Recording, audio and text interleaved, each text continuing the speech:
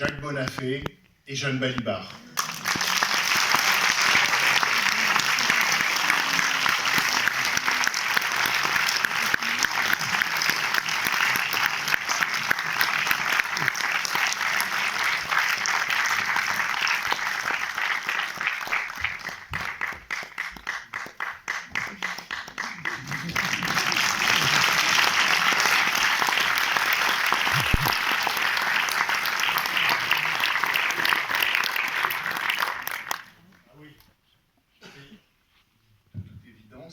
Un souvenir de Va savoir ou un souvenir de Jacques Rivette.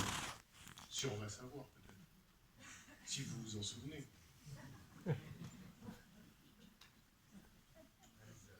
peux pas vous aider.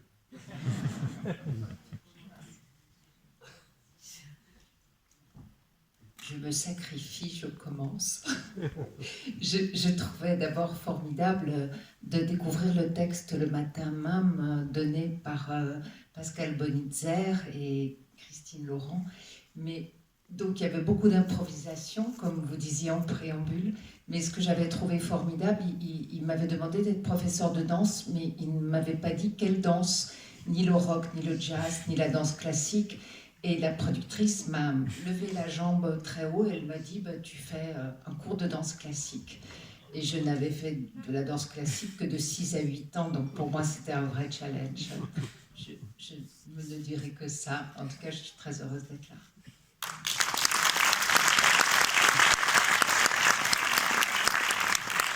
Alors je cherche. Non, j'en prends un juste au hasard, mais c'est une image.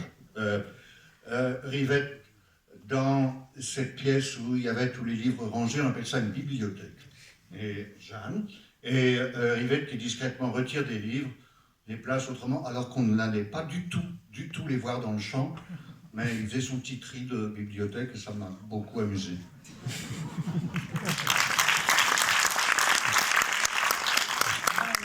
Moi, je me souviens que après, quand les films sortaient, on vous disait, vous vous souvenez de quelque chose? Et je me disais toujours non, je me souviens pas, je sais absolument pas comment ça s'est passé. On arrivait et puis c'était comme s'il y avait une poudre de perlimpinpin. Et j'ai une amie qui est ici dans la salle qui m'a demandé un jour, elle devait se candidater pour un truc de responsabilité. Elle me dit, c'est pas moi, les responsabilités. Et je lui ai dit, oh, tu sais, tu peux prendre le centre pour ne pas l'occuper, pour le laisser vide. Et je me suis dit, mais c'est complètement con, cette phrase. C'est de la rhétorique débile, une formule creuse. Et après, je me suis dit, mais en fait, pourquoi j'ai dit ça? Parce que j'ai vu faire ça. Mais il y a une seule personne au monde, Rivette, cette manière bizarre de prendre le centre, de tenir le centre pour ne pas l'occuper. Et je me dis que pour les gens qui cherchent à occuper Wall Street ou autre, c'est peut-être une bonne leçon. C'est peut-être pas ça la bonne méthode, ça n'a pas l'air de marcher. Je me dis aussi que les films de Jacques racontent toujours incroyablement l'histoire et la période dans laquelle on est. Il n'y a pas de plus beau film sur 68 que L'amour fou, à mon avis, alors qu'il n'y a jamais question de rue ou de soulèvement dans les rues ou trucs comme ça. Et que c'est peut-être parce qu'il y a... Je ne sais pas si c'est des secrets finalement, c'est peut-être plutôt des absences. Jacques s'absentait, on ne le voyait pas tout le temps. Peut-être que sur le plateau aussi, il s'absentait. Et que c'est pour ça qu'il y a quelque chose qui arrivait qui était le contraire de l'occupation. Et après la guerre, après l'occupation, il y a eu ce cinéma de la libération, qui commence à la libération, où tout est possible, où on a tout pu inventer. Et pour finir sur une note pas très marrante, pardon, je suis un peu longue comme toujours, on est parti montrer ce film Va savoir aux États-Unis le 13 septembre 2001. Et on était à Roissy et Jacques me disait mais c'est pas possible, on peut pas aller montrer ça là maintenant à New York, c'est juste pas possible. Et ben, on était là, il fallait y aller et arriver à Manhattan le 13 septembre 2001 pour montrer ce film si joyeux. Et je me dis, mais c'est fou. C'est ça aussi, à ce moment-là aussi, les derniers jours, je ne vais rien dévoiler, mais en équilibre, au-dessus du vide, n'est-ce pas, Monsieur Jacques? Et avant, encore une fois, pile en plein dans l'histoire. Voilà. Salut.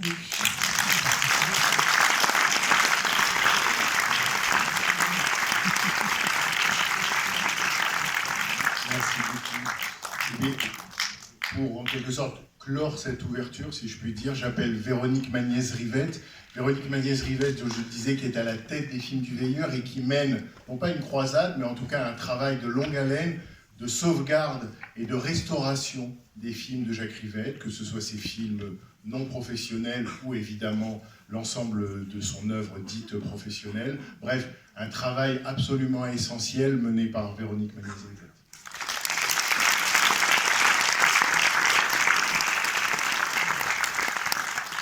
Bonsoir.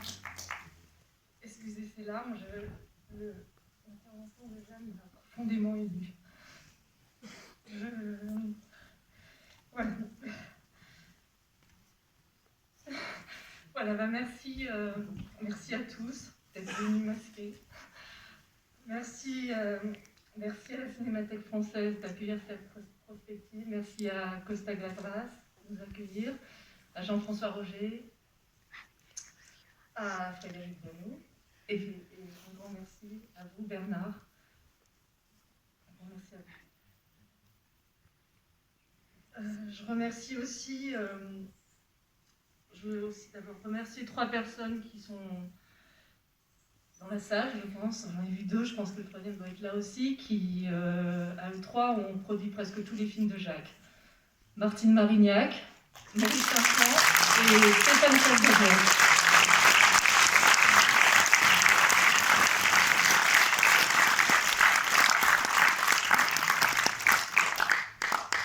Ensuite, donc, je remercie les films du Losange.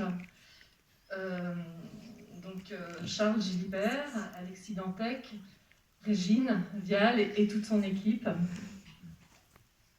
Merci, un grand merci. Je remercie aussi le CNC qui nous a aidés pour organiser cette rétrospective.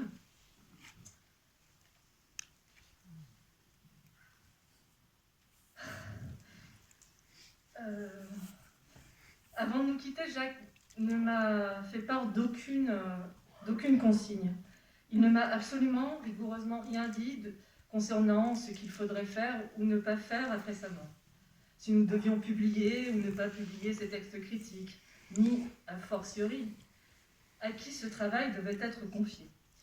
Après sa disparition, personne ne m'a fait part d'intentions qu'il ou elle aurait pu recueillir de sa part. Malgré cela, à sa manière, Jacques nous a peut-être laissé un testament.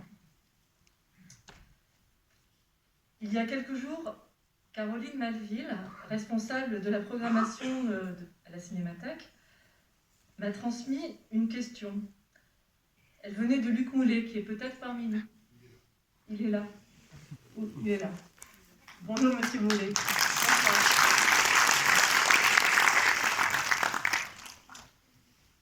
Vous vous inquiétiez, monsieur Moulet, de voir qu'un film avait peut-être été oublié dans cette rétrospective. Ce film s'appelle Charlie, 22 ans trompette. Je crois savoir que Jacques a fait ce film pour les besoins d'une pièce de théâtre écrite par Dominique Vincent et mise en scène par François Mestre au théâtre de l'Alliance française en 1958. Je n'ai jamais vu ce film. Je ne sais même pas s'il existe encore aujourd'hui. Mais en revanche, je sais qu'il ne figure pas dans ce petit coffret. Alors, excusez-moi. Oui, alors, oui, non, mais... qu'est-ce que c'est? Non, mais excusez-moi, c'est qu'est-ce que c'est? Qu'est-ce que c'est? Qui contient peut-être ce petit coffret, le seul testament que Jacques ne nous ait jamais laissé. Grand système. Voilà le bel objet que contient ce petit coffret dont vous avez parlé tout à l'heure, Bernard. Il s'agit donc de du livre d'Hélène Frappa, qui s'appelle Jacques Rivette, Secret compris. Petit indice peut-être. Et voilà.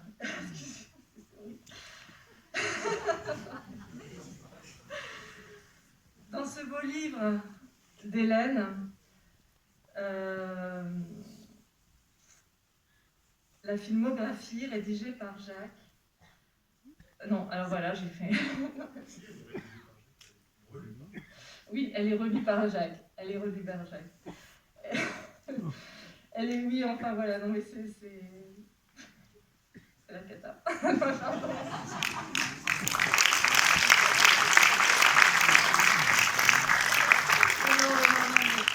Donc, ouais. Elle est relue par Jacques. Et donc, Charlie, 22 ans, trompette, n'y figure pas. Mais en revanche, je peux vous affirmer que de nombreuses questions ont trouvé réponse depuis 6 ans dans ce bel ouvrage. Un grand merci, Hélène. Où es-tu? Tu es là? Tu viens?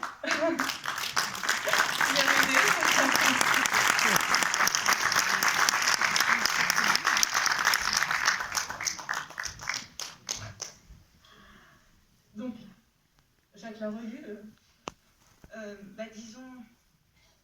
Disons pour reprendre ce que Jeanne a dit au début, qu'il a été, disons, au centre de l'écriture sans l'occuper, et que en réalité c'est lui qui l'a écrit en même temps sans désirer l'écrire. Donc on a passé en effet plusieurs semaines, je crois, sur cette filmographie. Moi je suis autant amnésique qu'il était hypermnésique, mais c'est vrai que bon, tu m'as... Enfin, comment dire, ça me touche que tu parles de cette filmographie, parce qu'en réalité c'est un texte en effet intégralement écrit par Jacques Rivette, alors on pourrait dire sous ma dictée, à la Cocteau, disons, sous ma dictée, mais que le relu dont tu te souvenais est une sorte peut-être de message, oui, mais en réalité il a écrit tout. Voilà. Donc du coup, la rétrospective qui reprend toute cette filmographie de ce point de vue-là, c'est peut-être ce que tu voulais dire, je sais pas, elle a quelque chose de testamentaire, peut-être ce que tu voulais dire.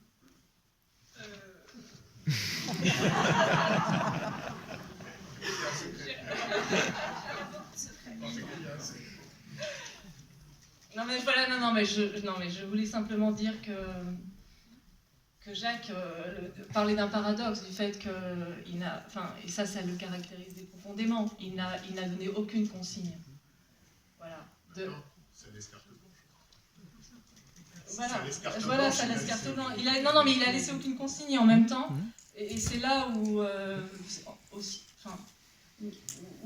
ce qu'a dit Jeanne sur l'idée d'occuper le centre, et enfin de ne pas l'occuper et d'être au centre. Voilà. Et ça c'est ça qui est profondément émouvant, parce que c'est ce qui moi fait profondément écho à ce paradoxe, en fait, au paradoxe qui est à la fois s'effacer en ne donnant pas de consignes, et ensuite en laissant plein de petites traces et des choses précises, qui fait que quand on continue le travail, on s'appuie sur ces traces. Voilà.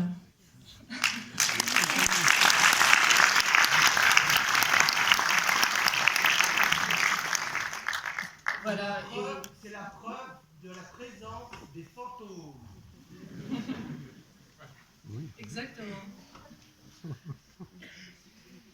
Voilà, et ensuite, donc, je voudrais avoir une petite pensée pour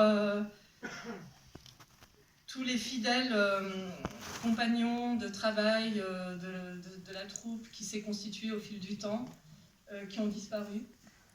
À commencer par Marie-Lou Parolini, qui a été donc scénariste, photographe et compagne de Jacques. Suzanne Schiffman, qui est aussi scénariste, première assistante, et co-réalisatrice de Out 1. Lydie Mayas, script. Nicole Loufchansky, la monteuse de Jacques depuis L'amour fou. William Loufchansky. Jean Gruau. Les comédiennes et comédiens, Juliette Berthaud, Pascal Augier, Marie-France Pizier, Hermine Caragueuse, Michael Lonsdal, Michel Piccoli, Benoît Régent et Guillaume Depardieu. Voilà. Ensuite, je sais que dans la salle aussi ce soir, de nombreux complices nous ont fait l'honneur d'être présents. Donc voilà, j'ai beaucoup parlé, très mal parlé, et je vais pas pouvoir me permettre de citer le nom de tous les gens qui sont là ce soir. Bernard, tout à l'heure, vous en avez dit beaucoup déjà.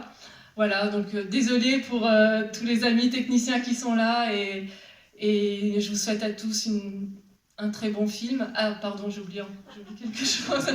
Non, mais aussi c'est très important. Mais donc le film que vous allez voir est donc la version numérisée, restaurée par la Cinémathèque française et les films du Veilleur. Donc là, je tiens quand même à remercier Hervé Pichard de la Cinémathèque française qui a une part importante dans cette possibilité de voir le film ce soir.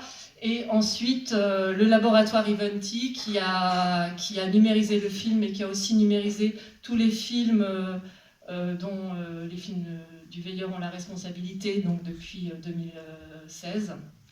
Voilà. Et enfin, Irina Elouchansky, qui aussi a passé beaucoup de temps pour superviser les travaux d'étalonnage faits par Pauline Bazen, qui est dans la salle et qui a fait un magnifique travail. Bonne soirée à tous, merci.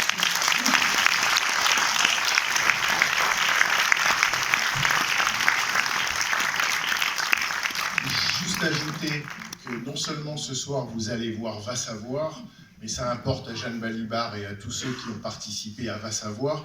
Va Savoir Plus passera le 28 janvier. Voilà. Et pour le reste, on a lancé ce soir un avis de recherche. Donc Charlie Trompette, 22 ans, celui ou celle qui l'a chez lui, la cinémathèque est ouverte, sauf le mardi.